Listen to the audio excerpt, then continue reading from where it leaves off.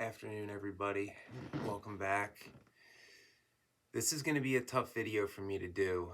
Uh, Recently, people have requested that I speak more specifically about borderline personality disorder, which I have a lot of experience with, having been raised by a borderline mother and having dated a borderline 10 years ago and 15 years ago, watching someone I deeply cared about's life get destroyed by a borderline. And that basically repeated itself a few months ago, or it's in the process. But this isn't easy for me. This is really heavy, important stuff I'm going to talk about. And it's probably going to open some old wounds for me from throughout my whole life. So if my anger seeps out for a couple of seconds, just understand my mind's going back to at a time before I knew about this stuff and how to put it in the words to try to help people, or when I was very young and was actually powerless to do anything. Because what I'm going to talk about here is the danger of being the borderline's favorite person and what that entails. And in my opinion, from my experience, what I've been through and what I've observed, this is the most dangerous position to be in when dealing with anyone who has a cluster B personality disorder. This is the worst. This is the IDLH for those of you that have been in the fire department. You know, it's a life hazard danger, like the most dangerous part of the burning building. You're in the IDLH. You are in danger, and you will be conditioned when you're in this position to believe that your life basically is about pleasing the borderline and that nothing else should matter to you, and to make you feel guilty if you try to pull away. I'm going to get a little clinical with this one because I want to get some of the official information out there from like the DSM, and there's probably not going to be any humor in this one. This is hard for me, but people have been asking for it because most narcissism channels talk way more about NPD than BPD, and I have more experience dealing with BPD than NPD. I've dealt with people with NPD too, but the borderlines are worse. Borderlines are worse, and they're monsters, in my opinion. They are monsters. They're right below rapists as far as I'm concerned. You can think what you want about me, but I've dealt with it. I've lived through it. I've seen them. I've had them vilify me. So I'm entitled to my opinion based on what I've been subjected to and what I've seen people I care about be subjected to. You don't like it? I don't care. I've never been a blow with the wind and accept whatever popular opinion is. So I'm going to get started. There might be pauses. I might have to compose myself. This is going to open old wounds throughout my whole life, so I don't know how I'm going to feel emotionally going through this. People with borderline personality disorder often rotate between idolizing and devaluing their favorite person. So they'll act at first as if like this person's everything they've ever dreamed of and their salvation, but in the next, day, they could be telling that person, they're a piece of shit and they're lucky that, they put up with them, and what would they ever do without the borderline, and, that they'd be nothing without them. So for those of you that don't know, what is a borderline favorite person? What does that term mean? Because I'm not making that up. That's an actual clinical term that is used in the diagnosis and treatment of people with borderline personality disorder. Favorite person is the person that the borderline deems the most important person in their life. This can be anybody, but it's very, very often a romantic partner or someone they want to be a romantic partner. And when a borderline chooses somebody as their favorite person that they want to be their romantic partner, it does not matter to them their relationship status or even their sexual orientation. They will do whatever is necessary to get their way and destroy anyone and anything in the process, including the person that they're deeming their favorite person. It doesn't matter that person's feelings as long as they're being submissive to the borderline. That's what it's all about. To put it in my terms, the borderline wants to break their quote unquote favorite person down to the point where that person is nothing but their caretaker and their whore. That has been the term I've used for 5 years since I started posting on message boards. I didn't have the channel back then. But, and it's disgusting, and it's sick, and it's wrong, and it brings out the INFJ rage in me. As you can see, I'm holding it back, but for how long is the question. Okay, this person, the borderline's favorite person, the borderline views as their source of all happiness and validation. This individual, this individual with borderline wants their favorite person's attention as much as possible, and the quality of the relationship will undoubtedly be shaped by the borderline's mood. So the favorite person is expected to be attached to the borderline's hip and be at their beck and call. You know, slaves only come when their masters call, basically. That's what they want this person to be, their slave. And it all revolves around the tone of it, the mood of the borderline in that moment. So what makes it so bad for the quote favorite person is that if they dare try to stand up for themselves, say no, break away, ask for help, the borderline's mood rapidly changes and goes negative. They take it out on the favorite person, and the cycle gets worse. And additionally, you know, if they see it, things not going their way, the borderline will just get more clingy, more possessive, more psychotic. Threats of self-harm, meltdowns, histrionic fits. I've seen it all. Seen it all.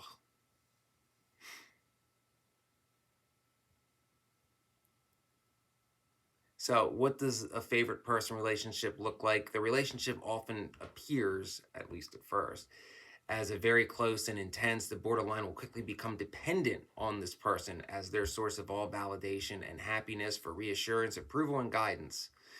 It'll be unstable from the very beginning because it'll be obvious from the very beginning that the borderline is extremely jealous, meaning that they want to isolate this favorite person from anyone and anything that they deem a threat, anything that takes time away from that person being subservient to the borderline. That's what it's all about. Whatever interests, hobbies, goals, jobs, relationships, friendships, family that the favorite person has, the borderline will seek to destroy that in order to be more attached to their hip. That the borderline will insert themselves in every aspect of the favorite person's life. They'll get jobs at the same place. They'll hang out at the same bars. They'll show up to the favorite person's residence and refuse to leave for days. If the favorite person is getting close to somebody else, they'll rip the phone out of the favorite person's hand and try to intimidate the person on the other end. Been there. Okay. Bringing up some shit. What to expect if you are the favorite person. It's important to remember that borderlines can be and often are dangerous. That's something to remember with BPD. They are far more likely to resort to physical violence than someone with NPD. NPDs are master manipulators, and they know how to hit you emotionally. They know how to hit. They know how to twist the knife. But they usually don't result to physical threats. They can, but not nearly to the degree that the borderline does. If you suspect you are a borderline's quote-unquote favorite person, you'll probably notice the following signs being exhibited towards you. The borderline will have constant need for reassurance, mostly that they are the most important thing in the favorite person's life and that everything else means nothing to them, and they'll have to prove it by quitting that job or that hobby or quitting school or dumping that person, you know, cutting off a friend, whatever it may be. All of that. Probably all of it. All right. The borderline will make intense declarations of their love for you, but basically it's more like they're making intense declarations of guilt trips for how much they need you because you're their main source of supply, and they see you as somebody they can get supply from, because being the monsters that they are, they often target empaths and or people who have been in abusive situations beforehand. The more empathic you are, the harder it is for you to say no, the harder it is for you to stand up for yourself, the more of a pushover you are, and the darker your past is and the worse your self-esteem, the more the borderline wants you. That's like perfect for them. It's like easily manipulated, already broken down. If you try to pull back from the borderline, they will reach out even more and they will show up places. Or if they see you talking to somebody else and the favorite person looks happy, or, God forbid, physical contact and, holding and hugging somebody else, they will accost that other person and try to physically intimidate them to scare them off. And most people don't want to deal with a borderline. They'll just run like hell, but this ain't worth it. Only fools try to fight for someone who's the favorite person of a borderline. But if I were a Christian, I'd be the new patron saint of lost causes. Borderlines often appear to be in crisis and totally dependent on the favorite person to pull them out. Appear to be in crisis is very important because every little thing that is a mere little annoyance or inconvenience to a borderline, they deem as a crisis. Anything they can do to hoover that favorite person back in so they can play their whole, what would I do without you? You're my whole world. I would be lost and you're so important to me. And I don't know, I'd hurt myself or I'd just die. I'd just die. That was my mother's favorite line. I'd just die. Yeah, well, she said it for 30 years before it happened, and drug overdose did it, by the way. So, it's another point. Almost forgot that one. Another common tactic of the borderline is to make their favorite person more malleable. They will introduce them to copious amounts of drugs and alcohol. Many borderlines have substance abuse issues, and they will often want that favorite person to have that same addiction. So that links them further together, because then perhaps the borderline is the source of that addiction, that vice. Meaning, like, if a borderline gets their favorite person addicted to a specific drug, the borderline will make it so they're the one supplying that drug to the favorite person. So therefore, that favorite person is even more dependent on them because now they have an addiction to feed that the borderline gave them and probably bullied them into having. Monsters, man. Intense jealousy. If you are the favorite person of the borderline and you are showing any affection, especially romantically, towards somebody else, the borderline will lose their shit. They will lose it. They will lose it. They will become more clingy. There'll be meltdowns galore. They'll attack that person and slander them relentlessly.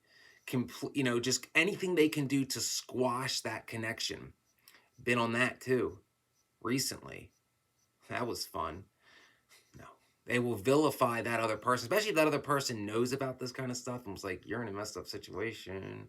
And yeah, no, that person has to be destroyed at all costs. Discredited, devalued, vilified, whatever has to be done because, well, in that specific case, if they know about this stuff, that person has the thing borderline fears the most, which is truth. Borderlines hate the truth. They lie as easy as they breathe. If my mother was talking, she was lying about any little thing.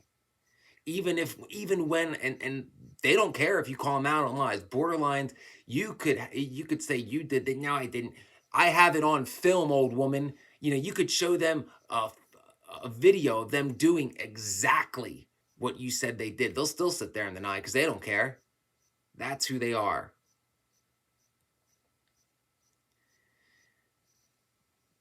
These tactics that I just described will always get worse when the favorite person tries to pull away. If they leave the job and go to a new job to get away from the borderline, they try to move. Worse is if they get in a relationship with somebody else and that other person is in for the brunt of it. And they'll be gaslighting and they'll be flying monkeys because most borderlines have enablers that are always like, oh, the poor borderline, and that's almost as bad as the borderline enablers. Here's my sidebar for this one. Borderline enablers will justify the borderline's depravity and exploitation of their favorite person because to the enablers, it's like, well, the poor borderline needs it. Like, look, they're upset. But it's like, oh, but so if they destroy somebody else's life completely, for them to feel better, that's okay. Because I guess the borderline's just of more value because you, the enabler, who's probably a narcissist, deem it true. And if you deem it true, it must be true, right? Yeah. There's some Toronto flashbacks coming back now. Yeah. Yeah. I didn't know about this stuff back then. I knew something was wrong. 6 months after it all went down, I was told I was right, but it was too late. Girl never recovered. Borderlines also have a fear of abandonment. So one of their tactics that they'll use in their favorite person is to exploit that fear of abandonment and have epic meltdowns whenever the favorite person does anything that the borderline doesn't want, like spend time with anyone other than the borderline. It doesn't have to be someone that the favorite person has chemistry with and perhaps wants to date. It could be a friend that the borderline doesn't know. It can be family members. It can be anything that takes that person away from the borderline, away from their control, away from being subservient to whatever that monster's will is in that moment. Borderlines will have self-harm habits. They'll try to do this for pity. You know, if the favorite person tries to get out of this abusive relationship, they'll often threaten suicide or threaten self-harm, or that they'll overdose, all to try to hoover the favorite person back in, you know, and lay a guilt trip like, see, if you leave me, I'll die. Yeah.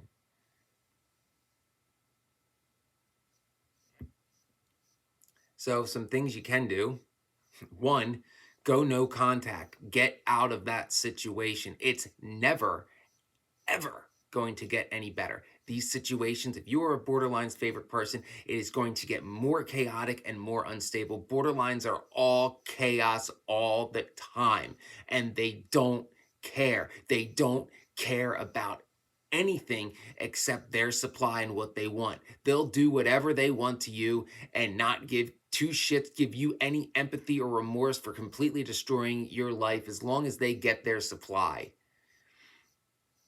You have to say no. Again, they target people purposely that have trouble doing that. Maintain your other relationships and interests. Do not, if you think you're a borderline's favorite person, do not let them dictate who you can talk to, because they truly feel like they have that right. They'll straight up say you're not allowed to talk to that person. Just be like, no, like you don't have that power.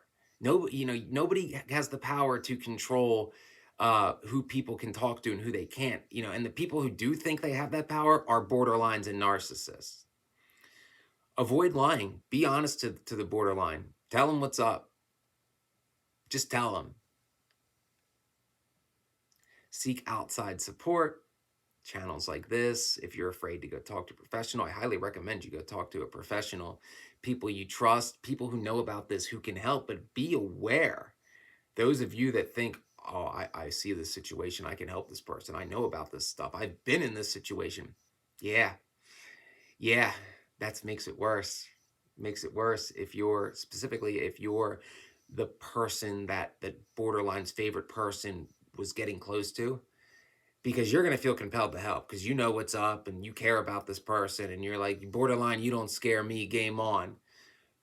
The fury and insanity that is going to be thrown at you is going to be the most insane thing you have ever dealt with. Because if the borderline deems you a threat to taking away their favorite person, they're going to throw everything they have at you, and they're going to leverage others against you, and you're going to be slandered, and you're going to be gaslit, and anything they don't care. They could have been saying you were the greatest person in the world 2 weeks ago. The second you become a threat to taking that favorite person away, you're Lucifer himself. Yeah. And without you doing or saying anything different, they'll just rewrite the narrative. That's what borderlines do. They rewrite history, rewrite narrative, whatever. They'll do anything, whatever suits their purpose at that time to maintain their control over that favorite person. That is what they'll do, and they'll have no remorse of doing. They don't care how many people they destroy. They don't care if their favorite person is miserable as long as they're subservient and compliant to the will of the borderline. They actually, and I've seen this more than once with more than one borderline, they get off, these sick motherfuckers get off on when their favorite person is being compliant with them, especially sexually, and they don't want to be, and they can see like shame and regret and, oh, I got to get out of the situation in the eyes of that favorite person. But as long as they're going along with it, that's when the evil borderline smirk comes out, and they'll rub it in, they'll twist the knife, and into like the person that was trying to help the favorite person get away, or the person that the favorite person, you know, was starting a relationship with. The borderline can't help but twist the knife in them. Oh, that's like the most epic form of porn for them. Like, this person's my slave. They do whatever I want, and there's nothing you can do about it. Like, you know what I am, but you know, I'm gonna completely destroy this person. What do you think about that? You can't stop me. They love that. I've seen that smirk on so many borderlines. It is the most evil look I have ever seen, and I practice black magic for the right reasons. So be aware of this. These are signs of what a borderline's favorite person is, and signs you need to look out for if you think you are that person. Be aware, if you're being deemed a borderline's favorite person, you got to get away as soon as possible. It's only going to get worse. It's only going to get worse, and your life will be destroyed. I've seen it more than a few times over the years. Definitely twice where I knew what was going on, but before that, you know, I definitely, like, looking back, this is definitely what went down, and it's heartbreaking. I mean, it is heartbreaking, especially considering the type of people that borderlines usually go after. They're usually the sweetest, nicest people that have been through hell and don't know how to stand up for themselves. And they've been in a cycle of abuse, and the borderline wants to exploit that, get their supply, discard that person, make them even like feel more damaged and broken than they did before. And then the cycle of abuse will continue, and that person's life could be destroyed forever. But the borderline doesn't care because they got what they wanted, and that's all they exist to do. So I hope this video helped. You know, I'm sorry for my tone. Like I said, that this video is bringing up things in my head from a few months ago, from 15 years ago, from 10 years ago, from dealing with my mother and her antics throughout my whole life. So my head's just flooded with crazy evil shit that borderlines have done throughout my whole life, and how they showed no remorse and didn't care. You know, my mother, you know, did this kind of shit on me throughout my life, and I used to call her out on it all the time. The day before she died, I called her out on it. Still no remorse. Nothing. Nothing. She didn't care. Oh, yeah. I'm telling you, they don't care. Even when the borderline's your mother, they don't care. It's all about their supply. You have to know that, and you have to know you can't help them. You try to help them, they will destroy you, and you're not helping them. You're giving them supply and destroying your own life in the process. And if somebody's around you who cares about you, who you know, has some knowledge of what's going on, and they say like, this is what's going on, it probably is what's going on. So listen to people who know. If people who've dealt with this before say they can help you, they probably can, or they can at least protect you. You know, people that aren't intimidated by the borderline's antics. But it's tough to say. Most people will just run like hell and not deal with it, because it is not fun to be in a borderline's path, especially if you're trying to stand between them and their favorite person. It is. I've been in some messed up shit over the years, and that is by far one of probably like the worst situation I've been in multiple times, multiple borderlines. But I hope this video helped. It was a tough video for me to make, but I decided to man up and do it because this information had to be out here. People requested it. Narcissism is talked about more than borderline personality disorder. So those of us that have been abused by borderlines or seen borderlines abuse other people need to speak up and get this information out there to prevent others from having their lives destroyed, and to expose these monsters for who they are. Because remember this too, and I've said it in other videos, a borderline's behavior is chosen behavior. They choose to do this. They know exactly what they're doing, and they know it's wrong, and they don't care. In fact, they get off on it. It's not like a bipolar in a depressive episode. They can't help that they're depressed. That's not a chosen state of mind, a chosen behavior. That's a chemical imbalance. You know, they may need someone to help pick them up when they're depressed. They don't choose when they're depressed and when they're manic. Borderline manipulations and exploitations and using people and gaslighting and meltdown is all chosen tactics that they employ to get their way. And a lot of times it works. Eventually people catch on, but it depends on the people too. So please like and subscribe, watch the older videos. help this channel grow and help more people, so that hopefully this nobody talking into a microphone can help fewer people become a borderline's favorite person, because it is an experience that I wouldn't wish on anyone. And it's an experience that no matter how much you learn and how much you heal, it will always haunt you to some degree.